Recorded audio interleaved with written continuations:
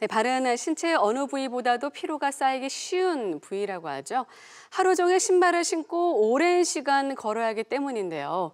네, 이런 이유로 발목 또는 발가락 등의 부위에 족부 질환이 흔히 발생한다고 합니다.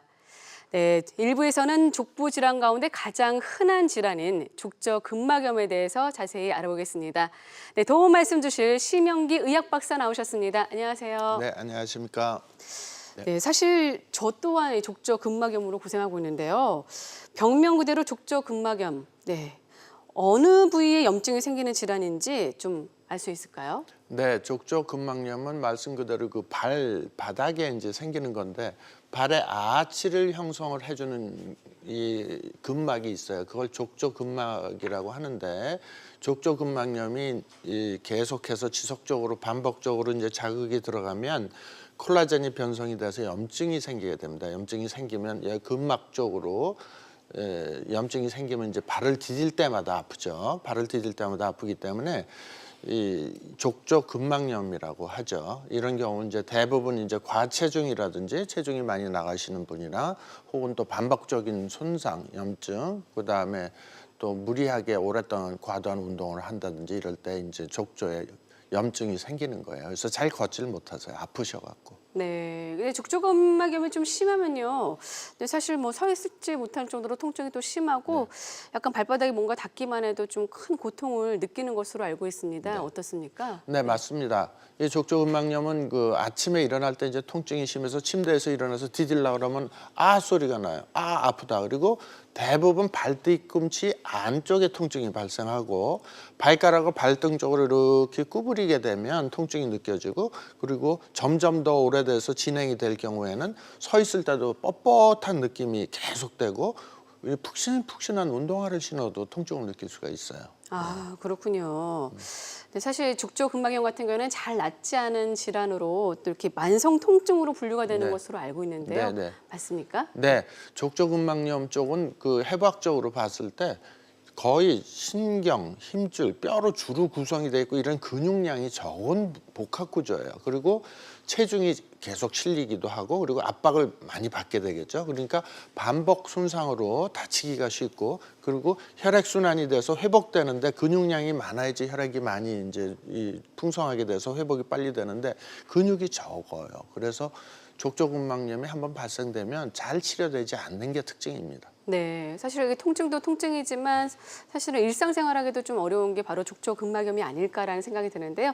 치료법은 어떤 게 있을까요? 네, 치료법은 전통적으로 이제 먹는 약, 뭐 네. 진통제나 뭐 소염제, 항생제 이런 게 있을 수가 있고 물리치료에서 따뜻하게 이제 족욕 같은 거 한다든지 혹은 뭐 고주파, 저주파 치료하는 방법이 있고 주사 치료라고 해서 뭐 증식 치료 혹은 또 스테로이드 뼈 주사 놓는 거 그다음에 체외 충격파라고 해서 외부에서 충격을 줘서 빵빵빵빵 해갖고 이 염증을 좀 적게 하는 방법 그리고 전기 자극으로 신경 치료하는 방법 그리고 어떤 걸 해도 안 될 때 이제 수술적 치료로 여러 가지 방법이 있겠습니다. 네, 네, 지금처럼 이처럼 네, 족저근막염에 대해서 알아보겠습니다. 방송 보시면서 궁금한 점 있으신 분들은요. 026938-2060, 026938-2060으로 전화 주시기 바라겠습니다. 지금 전화 주세요.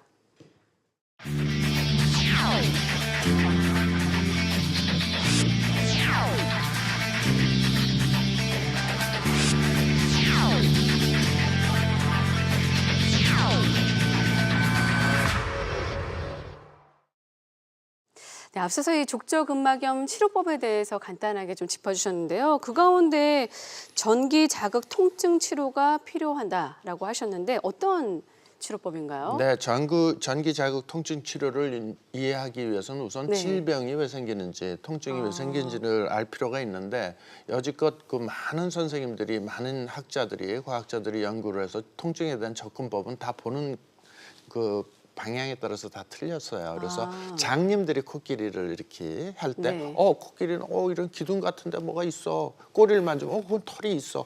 또 코를 만지면 부드러운 뭐 호수 뭐 같아 이런 식으로 통증에 대한 접근도 이제 각 선생님들마다 이제 조금씩 네. 틀린데 저는 전기 생리학 생리학적으로 이제 그 통증을 해석을 했어요. 그래서 네. 전기 생리학적으로 통증을 이제 해석을 했는데 맨 위에 보시면 맨 동그란 도표에서 맨 위에 보시면 세포에 스트레스를 받는다. 외상이라든지 반복적 손상이라든지 염증이라든지 암이라든지 혹은 뭐 방사선이라는 공해 물질이라든지 이런 어떠한 원인으로 인해서 세포에 스트레스를 받았을 때는 저기 세포 안에는 미토콘드리아라는 에너지를 생산시키는 그런 특수 구조가 있는데요. 네. 미토콘드리아가 더 이상 ATP, 에너지의 단위예요. ATP 생산을 별로 못하게 돼요.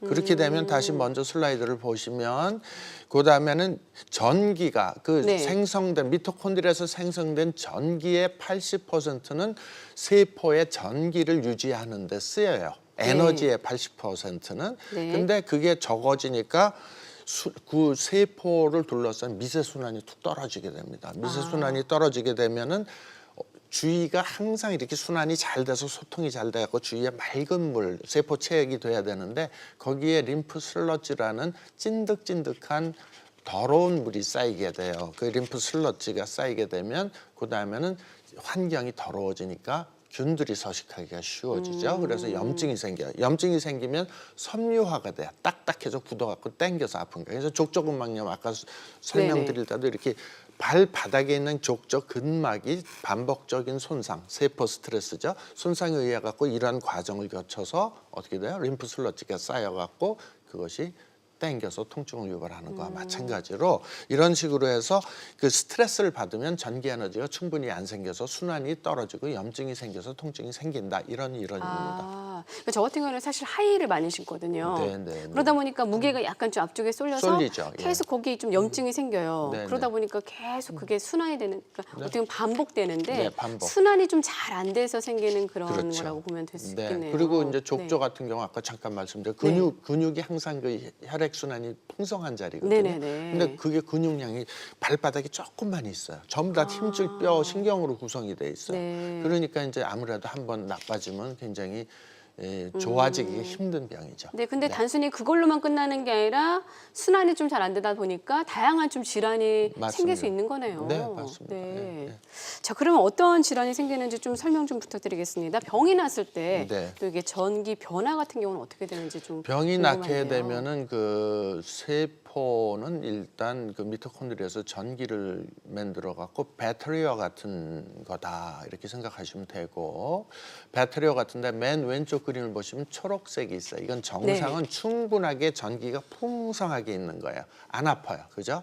근데 전기가 떨어지게 되면 노란색 그래프로 보시면 거기 반쯤 전기가 빠져나가게 되면 통증을 느끼게 되고 그리고 전기가 완전히 고갈된 상태는 암세포. 암세포는 전기를 측정해 봤더니 과학자들이 거의 전기가 없더라. 완전히 방전된 상태더라. 그래서 세포를 전기 생리학적으로 해석을 하면 이렇습니다.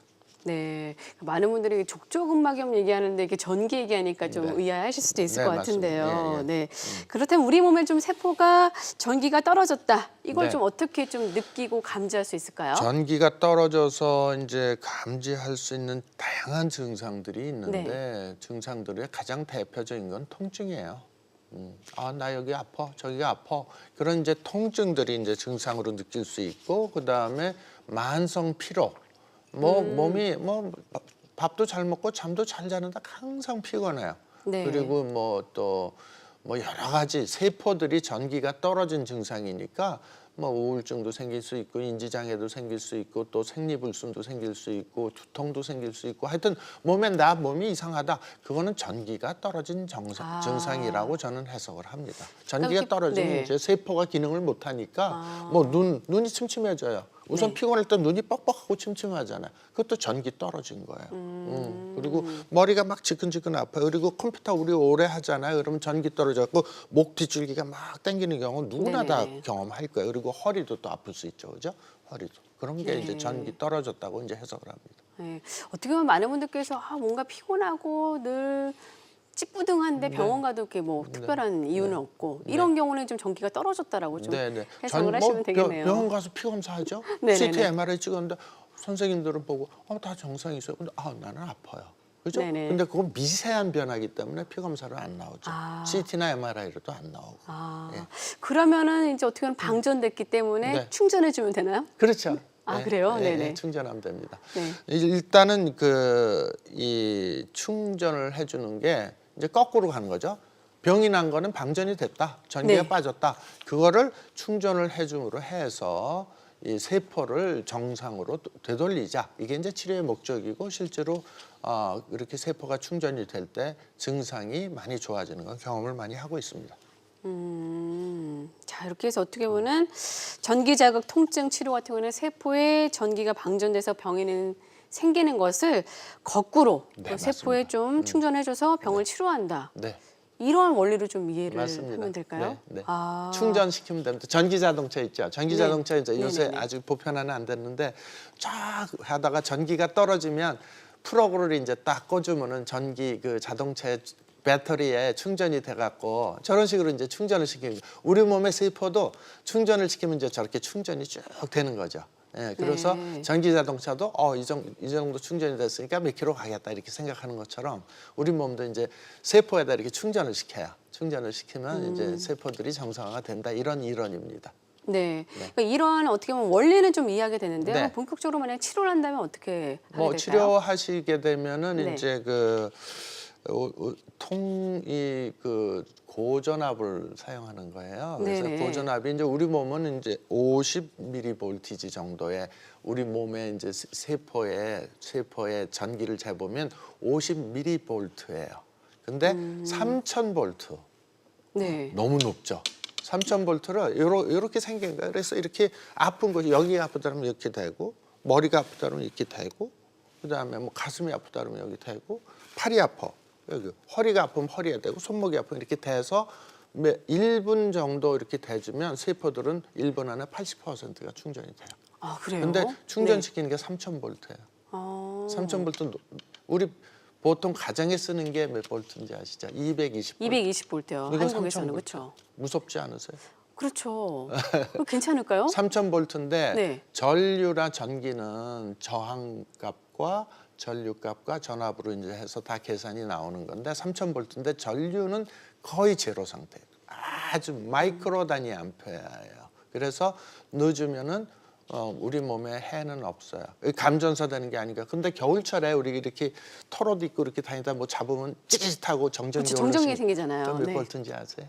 모르겠어요. 2만 볼트. 아, 2만 볼트예요? 네, 2만 볼트인데 순간적으로 전류가 안 흐르니까 안전한 것처럼 이것도 3000 볼트예요. 그러니까 그리고 전류는 거의 제로 상태. 아주 나노 암페어, 마이크로 암페어 단위 수준이기 때문에 거의 문제가 없습니다. 그렇군요.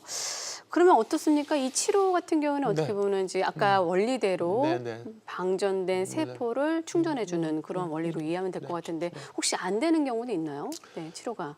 치료가 안 되는 경우보다 이제 충전이 안 되는 경우는 네. 뭐 별로 없는데 사실은 이제 그 치료할 때 주의점이나 안 되는 못 받으시는 분들은 있을 수 있겠죠. 그죠? 네. 못 받으시는 분은 심장 박동기는 전기로 자극을 줘 갖고 인공 심장을 돌리게 하는 그런 분들은 심장 박동기 엔지니어하고 같이 오셔서 치료받으셔야 돼요. 이게 3000V가 들어가면 심장 박동기가 오작동을 할 수가 있어요. 높은 전압이 그렇군요. 들어가니까. 그죠? 그리고 이제 영유아, 너무 어린 아이들, 그다음에 임산부 이런 경우는 좀 조심을 하는 게 좋습니다. 그렇지 않고 이제 정상 성인들은 뭐 치료받는데 크게 제한은 없습니다. 네. 그럼 앞서서 이 족저 근막염에 대해서 알아봤는데 네. 거기에 대한 치료뿐만 아니라 다른 통증이 있으신 분들 같은 경우에도 치료가 좀 충분히 가능할까요? 그러면요? 네. 족저근막염 같은 건 이제 다리 쪽에 네. 이제 발바닥하고 이런 데 충전시키면 되는 거고요. 다른 부분은 여러 이 증상에 따라서 이렇게 네. 이 기계로 이제 찾아보게 되면은 거기 통점이 나타나거든요. 그래서 통증의학과 선생님들이 보면 통점에다 치료를 해라. 통점을 찾는 게 어려운 건데 그 통점을 찾아서 하면 됩니다. 네, 많은 분들이 좀 생소하실 것 같은데요. 네. 통증 때문에 고민이신 분들께서는요. 026938-2060, 026938-2060으로 전화 주셔서 무료로 상담 받아보시기 바라겠습니다. 앞서서 이제 전기 자극 통증 치료에 대해서 얘기를 나눴는데요. 지난 5월 25일에 대한통증학회에서도 네, 전기 자극 치료에 대해서 이렇게 연대의학과 이윤우 교수가 발표했다고 좀 얘기를 네, 들었습니다. 맞습니다. 이제 뭐 이 고전압 전기 치료 방식에 대해서 이제 발표를 하셨는데요. 그 발표한 내용을 보면 우리가 정말로 치료하기 힘든 것 중에 하나가 이제 안면신경 마비하고 네. 그다음에 그 대상포진의 후유증, 통증 이건 정말로 치료가 힘든 건데 성공적으로 이제 치료하신 거를 발표를 하셨어요. 그래서 맨 위에 그 파란 박스에 보면은 이 신경 전기 자극 통증 치료라는 거는 세 가지 기능이 있다. 그래서 진단 및 치료 및 재생의 치료가 있다 이렇게 발표를 하셨고요. 그다음에 그 이제 사례 두 개를 사례를 설명하시면서 호아타요법이라고 명명을 하셨어요. 그래서 호아타요법이라는 게 뭐냐면 고전압 전기 자극 치료의 약자예요. 아. 네, 그래서 발표한다 굉장히 뭐 많은 선생님들이 이게 뭐지? 그러면서 이제 새로운 개념이 도입이 되니까 관심을 많이 보여주셨다고 얘기를 전해 들었습니다. 네. 자, 전기자극 통증 치료로 인해서 통증 염증이 개선이 돼서 면역력 회복에 좀 도움이 된 치료 사례 잠깐 설명해 주셨는데요. 네, 이처럼 통증 때문에 고민이신 분들께서는요. 026938-2060, 026938-2060으로 전화 주셔서 무료로 상담 받아보시기 바라겠습니다. 네, 지금 많은 분들께서 상담 전화를 주고 계셔서 잠시 시청자 한 분 만나보도록 하겠습니다. 여보세요? 네, 안녕하세요. 네, 안녕하세요. 반갑습니다. 아, 네, 반갑습니다. 저는 60대 초반인데요. 네네네. 저 어느 날 자고 일어나서 이제 발을 땅에 디디려는 순간 너무 통증을 느끼는 거예요. 아, 그래서 왜 그런지 몰라서 정형외과를 갔더니 네. 선생님께서 엑스레이를 찍었더니 족저근막염이라고 하시면서 네. 치료하면 낫는다고 하셨는데 벌써 몇 개월이 치료를 받아도 호전되지가 않았어요. 어떤 네, 치료를 그래서- 받으셨죠, 그러면요? 뭐 물리치료도 받고 약물치료도 했는데 도저히 그거는 낫지를 않았어요. 계속. 네, 그래서 저는 좀 계속해서 지금 걷기도 조금 많이 힘들고 해서 네. 치료를 받았으면 좋겠는데 네. 아무 치료가 안 되니까 제가 아, 전화를 드렸습니다. 그러셨군요. 조금만 네네. 아까 말씀드린 것처럼 감사히 잘 들었고요. 네네. 걸을 때도 많이 아프시죠, 어머니? 네네, 걸을 때도 그러실 많이 아파요. 거예요. 이제 족저근막염은 아까 이제 말씀을 드렸지만은 이 밑에 근육이 별로 없어요. 그래서 혈액 순환이 안 좋은 자리인데 계속 반복적으로 이제 하이힐 신으신다든지 또 뭐 이렇게 신발 신고 체중이 실리게 돼요. 그래서 체중이 특히 100kg가 넘으시는 분들은 발바닥 다 거의 다 아프세요. 아, 그러세요? 아무래도 그럴 거 아니에요, 그죠?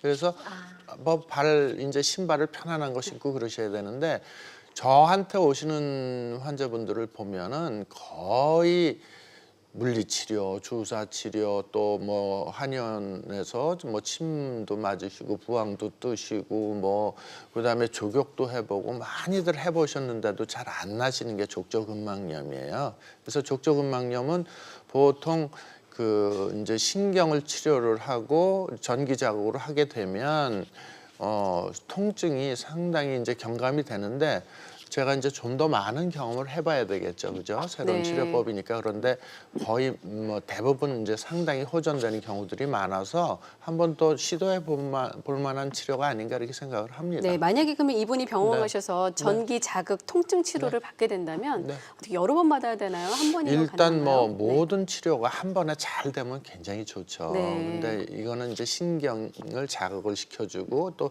세포에 방전이 돼서 아프다고 제가 말씀드렸잖아요. 그러면 방전이 된 걸 충전을 시키면 이게 충전된 게 계속 미토콘드리아에서 ATP를 충분히 생성할 때까지는 다시 또 방전이 돼요. 네. 그럼 또 다시 충전을 시켜요. 이렇게 하다 보면은 이제 나중에는 스스로 그 미토콘드리아가 자기 충분한 에너지를 형성을 하게 되면 그다음에 통증이 없어지는 원리예요. 그래서 옛날에 발동기라는 게 있는데 발동기를 이렇게 발로 오토바이 그런 거 있죠. 발동기 콱 하면 투투투투투. 그다음에 꺼지죠. 또 한 번 탁 하면 투투투투투. 또 꺼지죠. 근데 서너 번 하면 투투투투 하면 투투투투 해서 계속 발동이 걸리는 원리하고 똑같아요. 네. 이게 전기 원리이기 때문에 그래서 발동기를 몇 번 자극을 줘야 되기 때문에 치료 횟수는 서너 차례 혹은 뭐 심하신 경우에는 10차례 이상은 좀 받으셔야 됩니다. 그러나 상당히 좋아지실 수는 있다 이렇게 말씀드리고 네. 싶습니다. 여보세요. 네, 지금 네네. 말씀해 주신 것처럼요. 어떻게 보면 이제 네. 먼저 1단계는 좀 지나신 것 같아요. 네. 그 다음 단계에 어떻게 보면 새롭게 전기 자극 통증 치료가 나왔으니까요. 한번 이 점 잘 살펴보신 다음에 본격적으로 치료를 받아보시기 바라겠습니다. 전화 주셔서 감사합니다. 계속해서 궁금한 내용이 있으신 분들께서는요. 026938-2060, 026938-2060으로 전화 주시기 바라겠습니다. 네, 전기 자극 통증 치료에 대해서 알아보고 있습니다. 네, 아까 이제 종적 근막염 외에 네. 다른 치료에도 좀 도움이 된다라고 네. 하셨는데요. 네. 어떻게 보면 뭐 이제 모든 통증의 치료가 가능하다 그러면 무슨 뭐 시장에서 무슨 뭐 이게 몸에 좋다고 하는 건강식품 선전한 사람처럼 보이는데 이제 원리를 말씀드리면 세포가 방전이 됐을 때 아프다는 그런 개념이기 때문에 충전을 시켜주면 좋아진다 해서 여러 가지 적응증이 있을 수가 있어요.